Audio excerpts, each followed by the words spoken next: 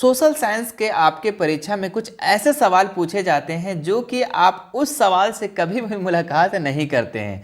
तो हम आज लेकर के आए हैं बच्चों कुछ नया लॉन्चेस प्रश्न जो कि सोशल साइंस का मोस्ट इंपॉर्टेंट है मैट्रिक बोर्ड परीक्षा 2024 के लिए।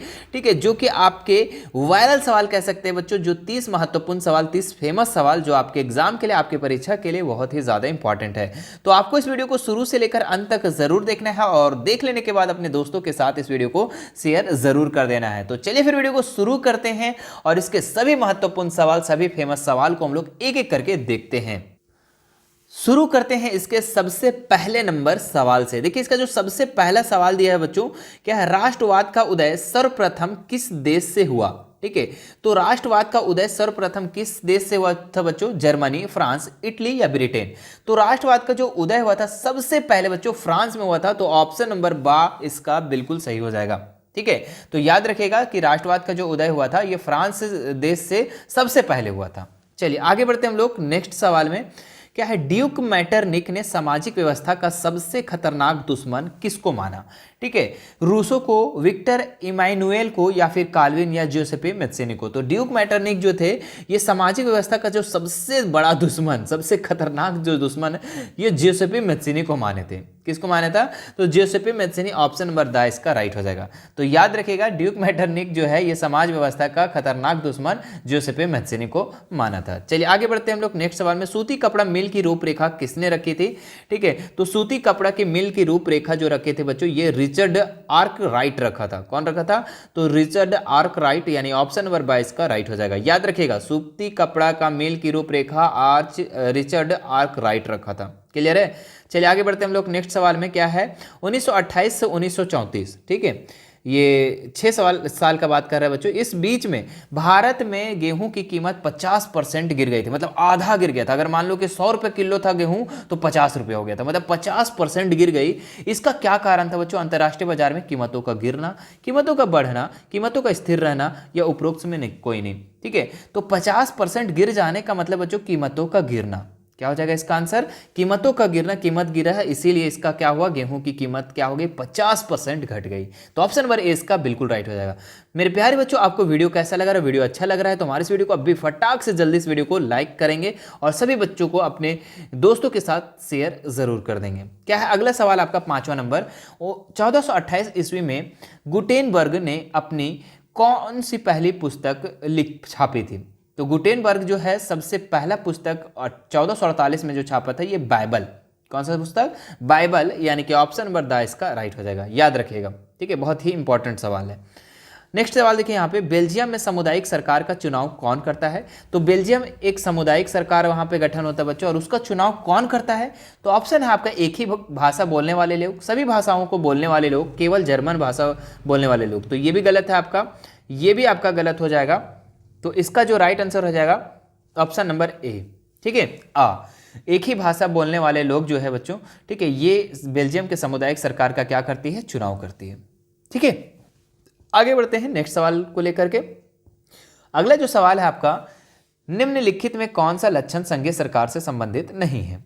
ठीक है, तो संघीय सरकार से कौन सा संबंधित नहीं है बच्चों? तो कठोर एवं लिखित संविधान, ये तो संघीय सरकार किससे संबंधित है? ठीक है, शक्तियों का विकेंद्रीकरण, हाँ यहाँ भी शक्तियों का जो होता है ये केंद्रीकरण, ये भी संबंधित नहीं है। अगला है संघ एवं राज्यों के मध्य शक्तियों का वजह, ये भी नहीं होगा। तो संघीय सरकार से संबंधित कौन है बच्चों? तो ये सर्वोच्च न्यायालय। सर्वोच्च न्यायालय जो सुप्रीम कोर्ट है ये संघीय सरकार से संबंधित नहीं है। ऑप्शन नंबर द इसका राइट हो जाएगा। आगे देखिए नेक्स्ट सवाल यहाँ पे, निम्नलिखित में से लैंगिक असमानता को बढ़ावा देने का कारण नहीं है। ठीक है, तो कौन सा नहीं है बच्चों?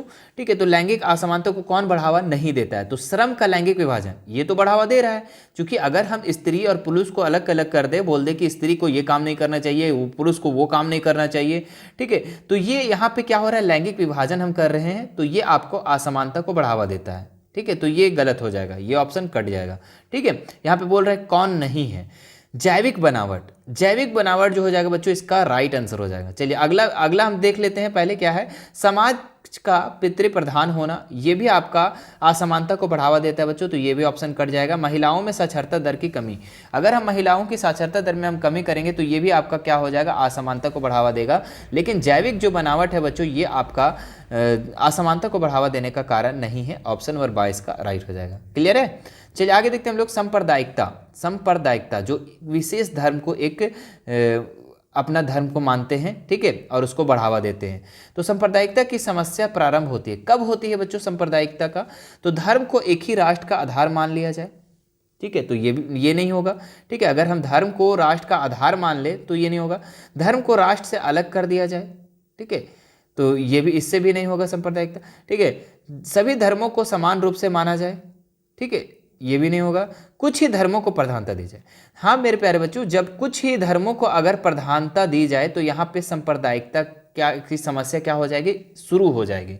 ठीक है, जैसे कि मान लो कि अगर यहाँ पे बहुत सारे धर्म हैं, अगर एक धर्म को विशेष ध्यान दिया जाता है और दूसरे धर्म को इग्नोर किया जाता है तो यहाँ पे सांप्रदायिकता की क्या हो जाएगी, प्रारंभ हो जाएगी, यहाँ समस्या उत्पन्न हो जाएगी। ठीक है, तो हम लोग को क्या करना चाहिए, हमारे भारत में सभी धर्मों को समान देना चाहिए, समान अधिकार, समान हर चीज को जो है, ठीक है, समान तरीके से देखना चाहिए। आगे देखते हैं नेक्स्ट सवाल हम लोग, क्या है, निम्नलिखित में कौन सा संघ सूची का विषय नहीं है। ठीक है, तो प्रतिरक्षा, मुद्रा, शिक्षा, विदेशी मामले। ठीक है, तो इसका जो राइट आंसर हो जाएगा बच्चों शिक्षा। शिक्षा जो है ये संघ सूची का विषय नहीं है। प्रतिरक्षा आपका संघ सूची में आ जाएगा, मुद्रा भी आ जाएगा, विदेशी मामले, ये सारा का सारा आपका संघ सूची में आ जाएगा। लेकिन शिक्षा जो आ जाएगा बच्चों ये संघ सूची में नहीं होगा। ऑप्शन नंबर सा इसका राइट हो जाएगा। आगे देखिए नेक्स्ट सवाल यहाँ पे, निम्नलिखित में से पंजाब में भूमि का संकुचन का मुख्य कारण क्या था। ठीक है, तो भूमि का संकुचन का मुख्य कारण क्या था बच्चों, तो यहाँ पे इसका जो राइट आंसर हो जाएगा अधिक सिंचाई। अधिक सिंचाई इसका राइट आंसर हो जाएगा। चलिए आगे देखते हैं नेक्स्ट सवाल हम लोग 12 नंबर, निम्नलिखित में सुमेलित करते हुए सही विकल्प का चयन कीजिए। तो भाखड़ा नांगल कहाँ हो जाएगा बच्चों, कौन सी नदी पर हो जाएगा। ठीक है, तो भाखड़ा नांगल जो हो जाएगा आपका सतलुज नदी पर। कहाँ पे हो जाएगा, सतलुज नदी पे। हीराकुंड जो हो जाएगा बच्चों ये कहाँ पे हो जाएगा, तो ये आपका हो जाएगा महानदी पर। हीराकुंड जो हो जाएगा ये आपका महानदी पर हो जाएगा। ठीक है, और सरदार सरोवर जो है बच्चों ये कहाँ पे स्थित है, ये अहमदाबाद में है। और ये कौन से नदी पर हो जाएगा बच्चों, तो ये आपका हो जाएगा नर्मदा नदी पर। ठीक है, सरदार सरोवर। और टिहरी, टिहरी जो है बच्चों ये आपका उत्तराखंड में है और ये आपका हो जाएगा भागीरथी। ठीक है, तो आप मिला सकते हैं बच्चों कि आपका देखिए पहला का आपका तीसरा नंबर में आ जा रहा है। ठीक है, और खा का आपका आ रहा है चौथा नंबर में। चलिए मिलाते हैं नीचे के कौन कौन सा आता है। का नंबर तीसरा में आना चाहिए। देखिए का नंबर आपका तीसरा में जो है बच्चों ऑप्शन नंबर आ वाला है और सा वाला है। चलो दोनों को मिलाते हैं। ठीक है, और खा वाला आपका चौथा होना चाहिए, जो कि आप देख सकते हैं ऑप्शन नंबर आ वाला में आपका दूसरा दिया हुआ है, तो ये कट गया, तो ऑप्शन नंबर सी इसका राइट हो जाएगा। ठीक है, ऑप्शन नंबर सा इसका राइट हो जाएगा। ठीक है, कोई दिक्कत नहीं। आगे बढ़ते हैं नेक्स्ट सवाल में हम लोग, निम्नलिखित में से प्राथमिक क्षेत्र का क्रियाकलाप नहीं है। ठीक है, तो मछली पकड़ना, कृषि, गुड़ बनाना, डेयरी। ठीक है, तो मछली पकड़ना भी आपका प्राथमिक क्रियाकलाप में आ जाएगा बच्चों, कृषि भी प्राथमिक क्रियाकलाप में, और डेयरी भी आपका प्राथमिक। लेकिन गुड़ बनाना, गुड़ बनाना जो हो जाएगा बच्चों ये आपका प्राथमिक क्षेत्र का क्रियाकलाप नहीं होगा, क्योंकि गुड़ बनाना यहाँ पे दूसरा स्टेज हो जा रहा है, ये द्वितीयक क्षेत्र में हो जाएगा, क्योंकि यहाँ पे आपका फैक्ट्री हो जाएगा। ठीक है, मतलब कि यहाँ पे आपका उत्पादन नहीं हो रहा है, यहाँ पे आपका निर्माण हो रहा है। ठीक है, हम क्या कर रहे हैं, कच्चे मालों को ला करके यहाँ पे कोई चीज़ का निर्माण कर रहे हैं। जैसे कच्चा माल इसका क्या हो जाएगा, गुड़ बनाने में ईख का है ना, कतारी को हम लोग यूज करते हैं और उससे गुड़ बनाते हैं। तो ये आपका प्राथमिक क्षेत्र का क्रियाकलाप नहीं है। तो ऑप्शन नंबर गा इसका राइट हो जाएगा, जो कि आप देख सकते हैं कोई भी ऑप्शन में यहाँ पे नहीं दिया हुआ है। ठीक है, तो यहाँ पे हो सकता है कुछ मिसप्रिंट होगा। ठीक है, तो ये इसका गा हो जाएगा, मान लो ना यहाँ पे गा लिख देते हैं, तो ऑप्शन नंबर आ जो हो जाएगा इसका राइट आंसर हो जाएगा केवल गा। ठीक है, चलिए आगे बढ़ते हैं नेक्स्ट सवाल हम लोग, सार्वजनिक एवं निजी क्षेत्र को किस आधार पर वर्गीकृत किया गया है। तो सार्वजनिक जो आपका गवर्नमेंट है और निजी क्षेत्र किस आधार पर वर्गीकृत किया गया बच्चों, तो रोजगार, आर्थिक क्रिया, उद्यम और स्वामित्व और श्रमिकों की संख्या। तो उद्यम और स्वामित्व के आधार पर क्या किया गया, सार्वजनिक और निजी क्षेत्र को बांटा गया है। ठीक है, जिसका स्वामित्व मतलब जिसका ऑनरशिप सरकार के पास है तो वो आपका सार्वजनिक में हो जाएगा। जिसका ऑनरशिप कोई एक प्राइवेट आदमी के पास है, ठीक है, एक निजी व्यक्ति के पास है, तो उसको हम लोग एक निजी क्षेत्र के अंदर रख देंगे। ठीक है, तो ये किस आधार पे वर्गीकृत करते हैं हम लोग, अलग अलग करते हैं। तो ये स्वामित्व के आधार पर, ऑनरशिप के आधार पे हम लोग क्या करते हैं, सार्वजनिक और निजी क्षेत्र को अलग अलग करते हैं। क्लियर है। चलो आगे बढ़ते हैं नेक्स्ट सवाल में, भूक्षरण का क्या तात्पर्य है।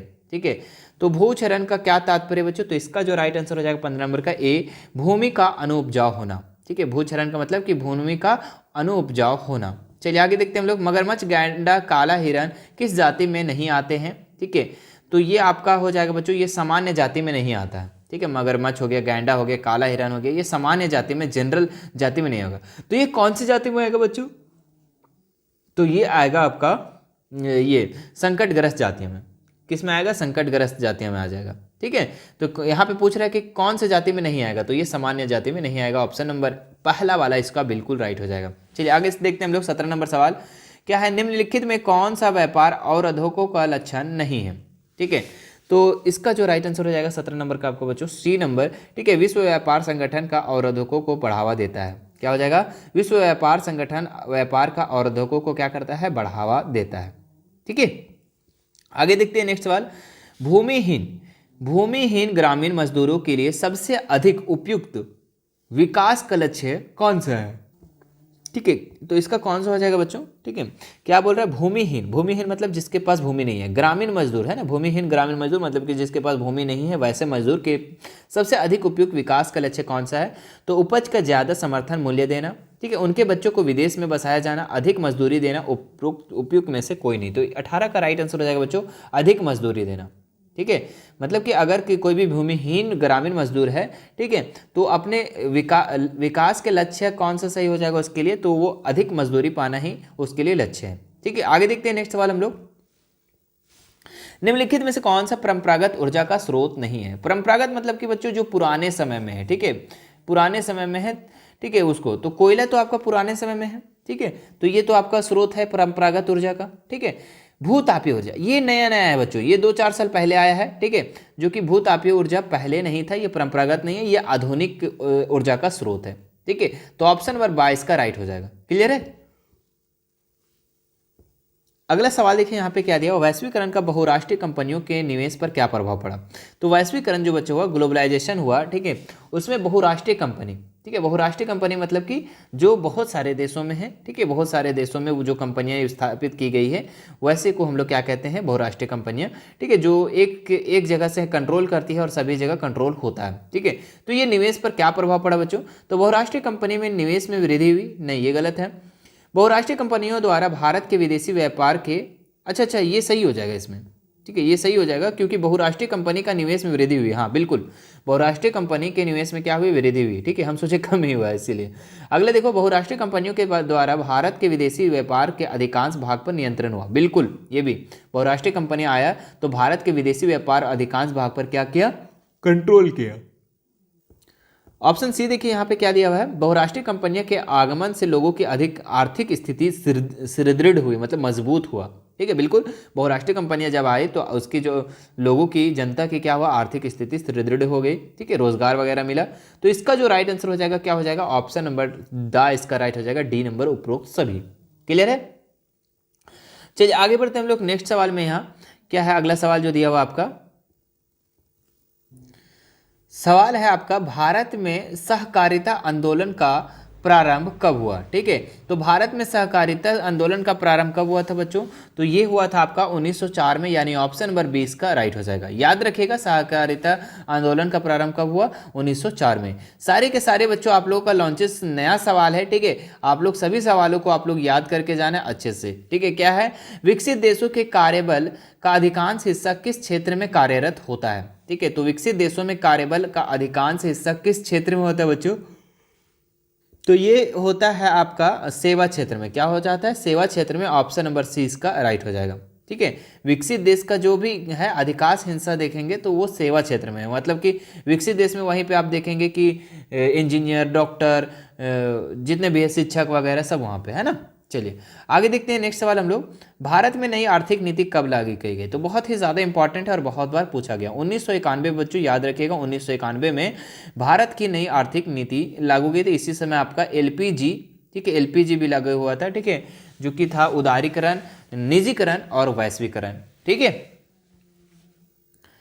आगे बढ़ते हैं हम लोग नेक्स्ट सवाल में। अगला जो सवाल है आप लोगों का, कृषि उत्पादों में प्रमाणन के लिए किस मानक चिन्ह का प्रयोग किया जाता है?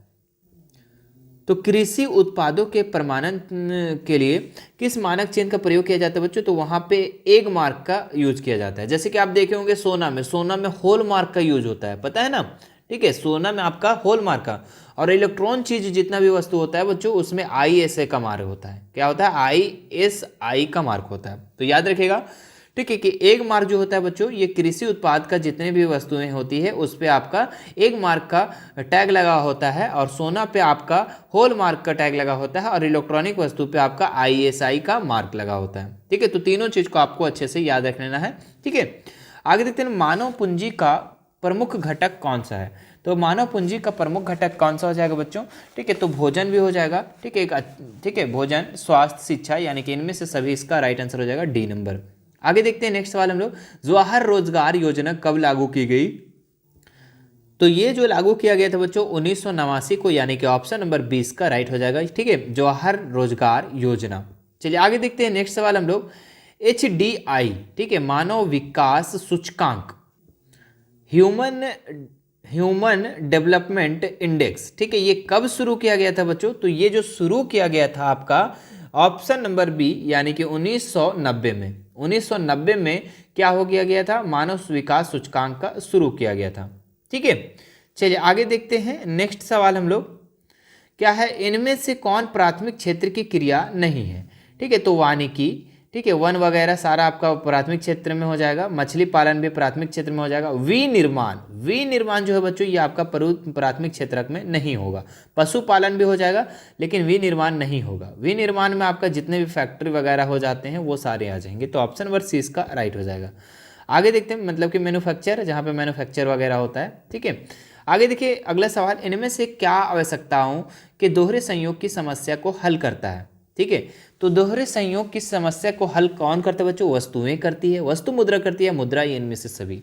तो दोहरे संयोग का मतलब क्या हो बच्चों? जो आपका वस्तु विनिमय प्रणाली था, पता है आपको? वस्तु विनिमय प्रणाली में क्या सिस्टम था कि आपको अगर हमारा फ़ोन पसंद है, मान लो, ठीक है, हमारा फ़ोन पसंद है, ठीक है, और आपका एक फ़ोन है, मान लो कि हमारा फ़ोन सैमसंग का है और आपका फ़ोन रियलमी का है। ठीक है, तो आपका वाला फ़ोन जो है हमको पसंद आ गया और मेरा वाला फ़ोन आपको पसंद आ गया, तो हम क्या कर लिए? दोनों को एक्सचेंज कर लिए। तो ये था आपका वस्तु विनिमय प्रणाली। ठीक है, यहाँ पे लेकिन ये चीज़, एक चीज़ था यहाँ पे कि हमारा 8,000 का फ़ोन था और आपका मात्र 3,000 का फ़ोन है, तो इसमें आपका यहाँ पे कहीं ना कहीं डिफरेंस हुआ। लेकिन हाँ, हम लोग का मन था तो चेंज कर लिए। ठीक है, और कहीं पहले के ज़माने को लोग भी ऐसा ही कुछ करते थे कि अगर किसी को धान की ज़रूरत होती थी तो वो धान ले लेते थे, और किसी को गाय की ज़रूरत होती तो उसे गाय दे दिया जाता। मतलब कि आप आपस में क्या कर लेते थे? एक्सचेंज कर लेते थे, जो कि दोहरा संयोग था। और ये बहुत ही बड़ी समस्या थी बच्चों। ठीक है, मान लो कि किसी का मन नहीं है और उसको ज़रूरत है कोई चीज़ का, तो वो क्या करेगा? ठीक है, तो उसका जो समस्या का हल सबसे पहले जो आया, ये मुद्रा आया, मतलब पैसा से हम लोग क्या करते हैं? एक सी चीज़ से दूसरे वस्तुओं को हम लोग खरीद लेते हैं। इसमें हम लोग को कोई दिक्कत नहीं होता है कि अगला का मन क्या है। ठीक है, अगर बेचने का मन है तो वो बेच सकता है, कोई दिक्कत वाली बात नहीं है। अगला जो है बच्चों आपके लास्ट सवाल दिए गए हैं, क्या है, इनमें से कौन व्यापारिक बैंक नहीं है? तो सेंट्रल बैंक ऑफ इंडिया, ये तो आपका व्यापारिक बैंक हो जाएगा, commercial bank. Punjab national bank, ये भी आपका कॉमर्शियल बैंक है। लेकिन भारतीय रिजर्व बैंक, RBI जो है बच्चों, ये आपका कॉमर्शियल बैंक नहीं है। ठीक है, ये आपका केंद्रीय बैंक है। ठीक है, ये बैंकों का बैंक है। ठीक है, तो RBI, reserve bank of India, भारतीय रिजर्व बैंक जो है ये व्यापारिक बैंक नहीं है, ये कॉमर्शियल बैंक नहीं है। क्लियर है? ठीक है, तो ये था हमारा प्यारे बच्चों आप लोगों का 30 महत्वपूर्ण सवाल। मुझे आशा है कि ये वीडियो आपको पसंद आया तो हमारे इस वीडियो को लाइक करेंगे, और चैनल को अभी तक सब्सक्राइब नहीं किया तो सब्सक्राइब जरूर कर लेना, और बेल को दबा करके ऑल पर जरूर क्लिक कर लेना। ठीक है, ताकि हमारे पल पल के अपडेट आपको मिलते रहे। इसी तरीके का वीडियो पाने के लिए बच्चों हमको आप फॉलो कर सकते हैं हमारे इंस्टाग्राम पे, टेलीग्राम पे, व्हाट्सएप ग्रुप, व्हाट्सएप चैनल, या फिर चैनल पे आपको जुड़े रहना है हमेशा के लिए। ठीक है, और मेरे प्यारे बच्चों आपको क्या, हम अलग से अलग प्लेलिस्ट बना दिए हैं, जैसे SST का अलग बना दिए हैं, साइंस का अलग बना दिए, मैथ का बना दिए हैं, संस्कृत का, इंग्लिश का, सारे का अलग अलग प्लेलिस्ट बना दिए हैं। आप चाह करके बच्चों आप हमारे यूट्यूब चैनल पे जा करके प्लेलिस्ट को चेक कर सकते हैं और अपना तैयारी को बेहतर बना सकते हैं। मतलब अगर SST वाले आप प्लेलिस्ट पे जाओगे तो वहाँ पे 10 से 12 वीडियो मिल जाएगा, साइंस का आपका 10 से 12 वीडियो मिल जाएगा। तो इस तरीके से आप बारी बारी आप सभी वीडियो को देख करके अपना तैयारी को बेहतर बना सकते हैं। चलिए फिर मिलते हैं नेक्स्ट वीडियो में। Thank you so much.